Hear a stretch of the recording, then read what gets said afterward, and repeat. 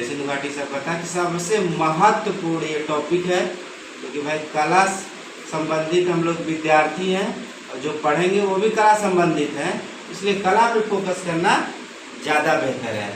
तो सिंधु घाटी सभ्यता की मूर्तियों की बात करते हैं, ठीक है ना। मूर्तियाँ सिंधु घाटी सभ्यता में जो बनाई गई थी वो 3 तरह की मूर्तियाँ बनाई गई थी।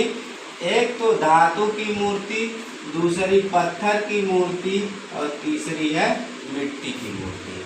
और आइए, धातु की जो मूर्ति बनाई गई थी तो कांसे का भी प्रयोग किया गया था, ठीक है ना, इसलिए अलग अलग कर दिए हैं।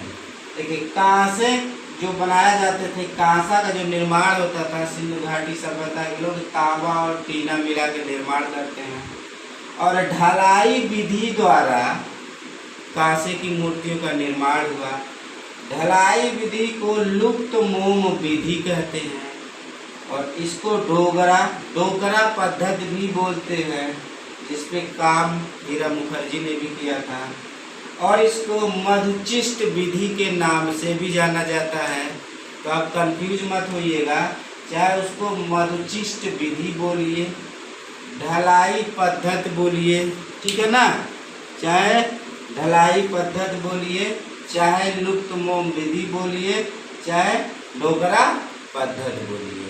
तो इस विधि में धातुओं की मूर्तियां बनाई जाती हैं, ठीक है ना, और वो भी कांसे की। इसका एग्जाम्पल है नर्तकी वाली मूर्ति, बहुत फेमस है सिंधु घाटी सभ्यता का, ठीक है ना। पत्थर की मूर्तियाँ में पत्थर की जो मूर्तियाँ बनाई जाती वो तराश विधि से बनाई जाती थी, वो भी चूना पत्थर या सेलखड़ी पत्थर की मूर्तियाँ बनाई जाती थी।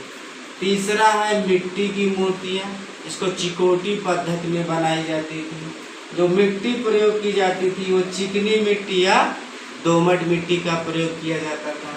यहाँ पे आइए, सिंधु घाटी सभ्यता से कुल 18 मूर्तियाँ प्राप्त होती हैं, जिसमें से 6 मूर्तियाँ अकेले मोहनजोदड़ो से प्राप्त होती हैं।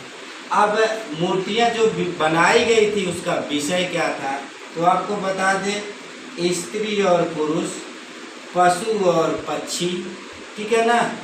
तो जो स्त्री की मूर्तियाँ ज़्यादा बनाई गई हैं, क्योंकि सिंधु घाटी सभ्यता मातृ सत्तात्मक समाज था, यानी कि स्त्रियाँ पूजनीय थी, तो स्त्रियों की मूर्तियाँ ज़्यादा बनाई गई। और वहीं पे